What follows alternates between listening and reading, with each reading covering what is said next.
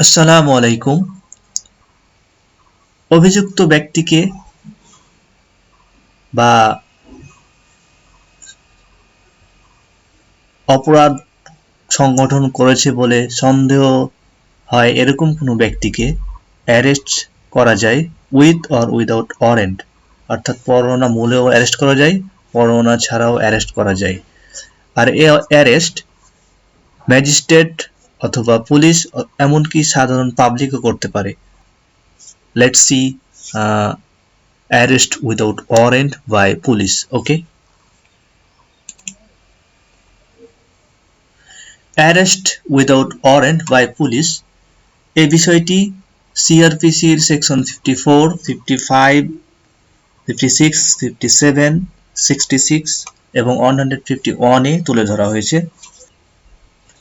Section 54 এ 9 ধরনের ব্যক্তির কথা তুলে ধরা হয়েছে যাদেরকে পুলিশ উইদাউট ওয়ারেন্ট অ্যারেস্ট করতে পারে। তার মধ্যে প্রথমত, যে কগনিজেবল অফেন্স কমিট করেছে বা কগনিজেবল অফেন্স কমিট করেছে বলে সন্দেহযুক্ত। অবশ্যই এই সন্দেহটা রিজনেবল এবং ক্রেডিয়েবল হতে হবে। এরপরে দ্বিতীয়ত, যদি কারো কাছে ইমপ্লিমেন্ট অর হাউস ব্রেকিং, ঘর ভাঙার যন্ত্রপাতি থাকে উইদাউট লফুল এক্সকিউজ, তাহলে তাকে পুলিশ উইদাউট ওয়ারেন্ট অ্যারেস্ট করতে পারে।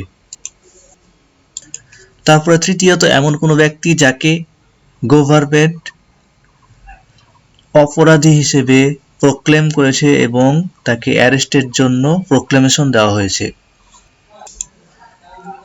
এরপরে ফোর্থলি, কারো কাছে যদি স্টলেন প্রপার্টি পাওয়া যায় এবং রিজনেবলি সাসপেক্টেড হয় যে সে এই প্রপার্টি চুরি করেছে অথবা স্টলেন প্রপার্টি জেনেও প্রপার্টি হোল্ড করে আছে। এরপরে ফিফথলি, যদি কেউ পুলিশ অফিসারের দায়িত্ব পালন করতে বাধা প্রদান করে। এরপরে কেউ যদি বাংলাদেশের বাইরে কোনো অফেন্স কমিট করে এবং যেটা বাংলাদেশেও অফেন্স বলে ধরে নেওয়া হবে, এরকম ব্যক্তিকে পুলিশ উইদাউট ওয়ারেন্ট অ্যারেস্ট করতে পারে। ওকে, এরপরে এমন কোনো রিলিজ কনভিক্টেড যে সেকশন 565 এর আন্ডারে যে রুল রয়েছে এটা ব্রিচ করেছে।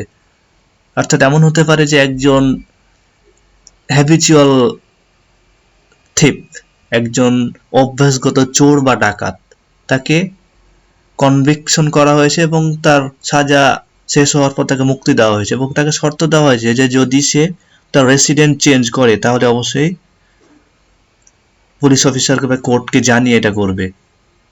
এখন যদি সে এটা না জানিয়েই তার রেসিডেন্স চেঞ্জ করে, অর্থাৎ এক জায়গা থেকে অন্য জায়গায় গিয়ে বসবাস শুরু করে, তাহলে এরকম ব্যক্তিকে অ্যারেস্ট করতে পারে উইদাউট ওয়ারেন্ট। এর কারণ হচ্ছে যে সে একজন অভ্যাসগত চোর, সে যে গ্রামে আছে সেই গ্রামের লোকজন জানে, তারা সাবধান থাকবে। কিন্তু সে যদি অন্য গ্রামে গিয়ে বসবাস শুরু করে তাহলে তো তারা তো আর জানে না। এই কারণে তাকে তার রেসিডেন্স চেঞ্জ করতে হলে জানিয়ে চেঞ্জ করতে হবে, আর না করলে তাকে পুলিশ উইদাউট ওয়ারেন্ট অ্যারেস্ট করতে পারে। এরপরে নাইনলি,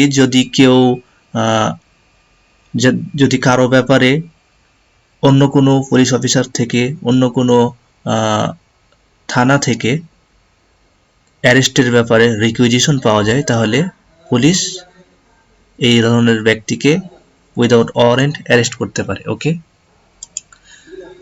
আর এই সেকশন 54 এ যে উইদাউট ওয়ারেন্টের অ্যারেস্ট উইদাউট ওয়ারেন্টের পাওয়ার দেওয়া হয়েছে, এটা শুধুমাত্র এনি পুলিশ অফিসার, শুধু পুলিশ অফিসারই করতে পারবে।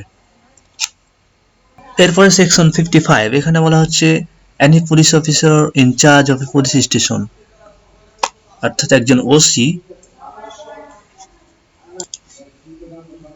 যে অভ্যাসগত চোর বা রোবার বা ভবঘুরে বা এক্সটর্শন কমিট করে বা হাউস ব্রেকার, এ ধরনের ব্যক্তিকে একজন ওসি উইদাউট ওয়ারেন্ট অ্যারেস্ট করতে পারে। ওকে, এরপরে সেকশন 56 এ বলা হচ্ছে যখন কোনো পুলিশ অফিসার উইদাউট ওয়ারেন্ট কাউকে অ্যারেস্ট করার জন্য ক্ষমতাপ্রাপ্ত, সে তার কোনো সাবঅর্ডিনেট অফিসারকে অ্যারেস্ট করার জন্য অথরিটি দিতে পারে।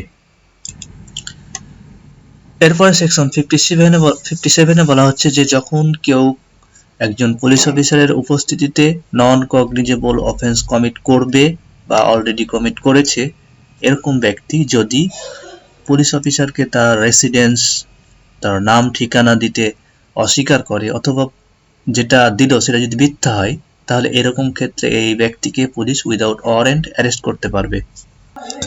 এরপরে কেউ যদি লফুল কাস্টডি থেকে পুলিশ অফিসারের লফুল কাস্টডি থেকে পালিয়ে যায়, তাহলে তাকে অ্যারেস্ট করার জন্য আর ওয়ারেন্টের প্রয়োজন হবে না। উইদাউট ওয়ারেন্ট এনি পুলিশ তাকে অ্যারেস্ট করতে পারে। ওকে, আর এটা বলা হয়েছে section 66-এ।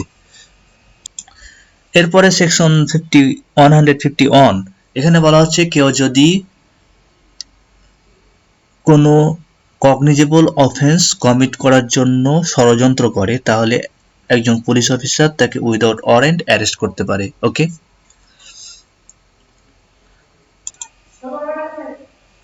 Thank you for watching, please don't forget to subscribe. Thank you.